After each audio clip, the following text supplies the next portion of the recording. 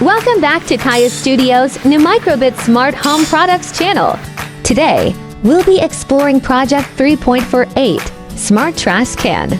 It can make your life more convenient. Let's open the downloaded tutorial file and find the Smart Trash Can's code. Next, open the browser and search for the microbit web page. Click to go to the official website and find MakeCode Editor and click to enter it. Drag the code into MakeCode to view and analyze it. Connect to the development board via USB. Upload the code. Place your hand to 10 centimeters from the ultrasonic sensor to trigger the servo to open the lid for 2 seconds. Removing your hand closes it.